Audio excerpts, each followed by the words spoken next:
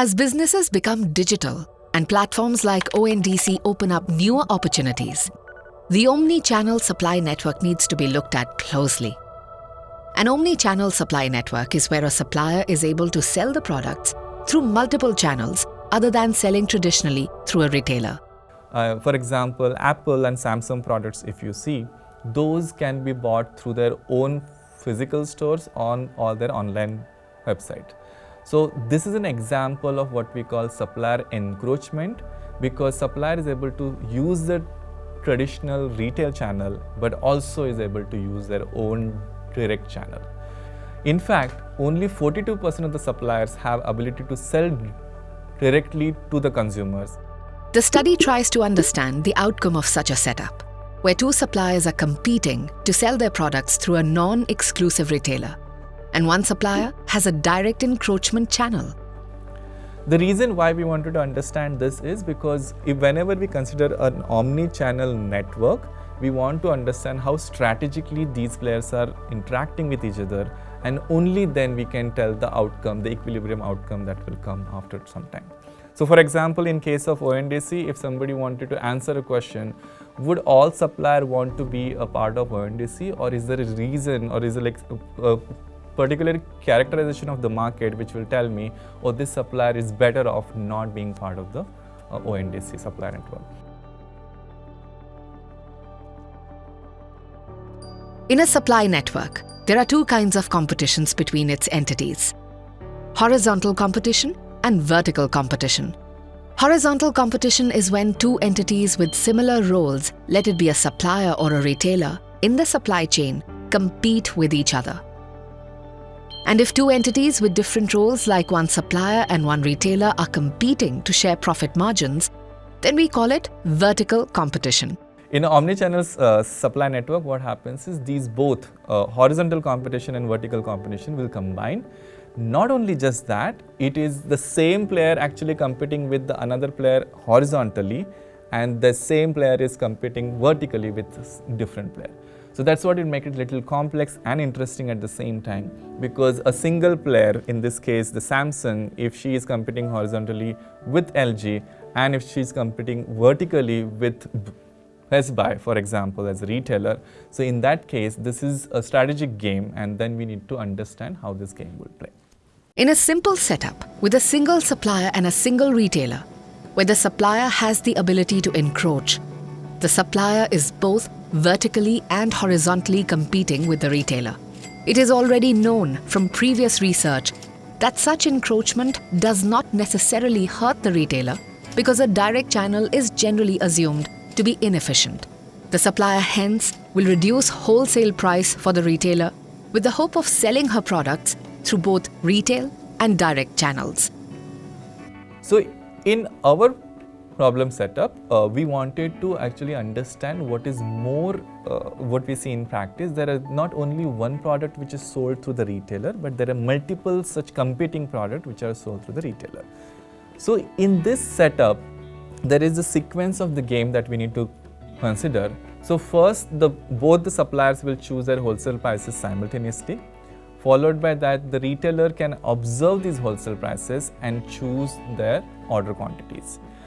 After that, only the Samsung, whichever has the ability to encroach, that supplier would choose their direct selling quantity. While making her decisions on the encroachment channel, the encroaching supplier is not aware of both the wholesale price and the order quantity by other supplier. This information, endogenously limited by other players in the network, is an example of strategic information asymmetry.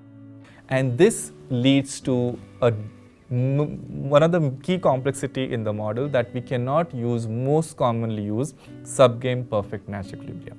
Because of this complexity of the game, we had to come up with a new refinement of equilibrium using a notion what is called rationalizable actions or rationalizable beliefs.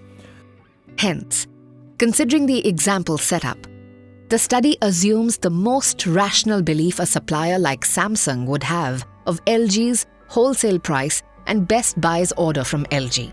This rationalizable belief provides an anchor for the players to create their consistent equilibrium beliefs and thereby equilibrium choices. In this problem, we had two kinds of substitutions. One is within the product substitution. So what is the substitutability between the Samsung phone as opposed to LG phone? So that's the one kind of substitutability.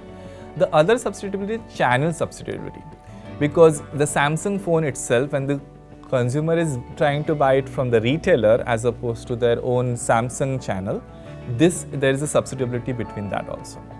Studying the impact of product substitutability on overall interaction between the players, it is known that the encroaching supplier with highly substitutable products should also sell in the retail market along with her direct channel. This is because the supplier's direct channel is assumed to be inefficient. But if you consider Amazon as a supplier, for example, Amazon Kindle product. So Amazon clearly has a very efficient supply network of them. So in that case, it's not the inefficiency of that encroachment channel which is leading for the sales of Amazon selling the product in the retail store, but it is something more than that. The study clearly states the reason for this observation. It is found that even when the encroachment channel is very efficient, the supplier would still want to sell their product in the non-exclusive retail market in order to not lose their sales to their rival.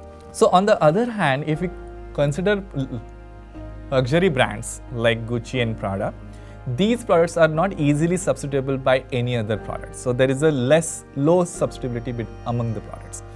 So if you consider these products, what our model says, should not be sold everywhere. In case of low substitutability, selling products in the retail market in addition to direct channels leads to unnecessary head-on competition in retail channel from other suppliers. The study found that the encroaching supplier is better off selling only through direct channel than by entering wholesale pricing competition. So what's next? So we want to now go back to the ONDC question and try to understand, when we have multiple suppliers in the game, who would want to encroach and who wouldn't. So let's start with a simple setup of what we've seen, a Samsung, LG and the Aspire setup.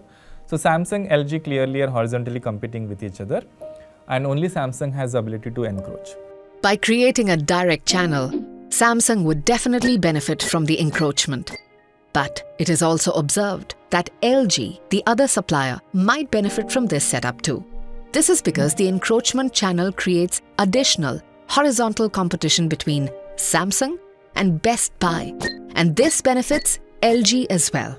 So this answers the question, if one of the player has already entered into market of encroachment, the other player may not want to enter.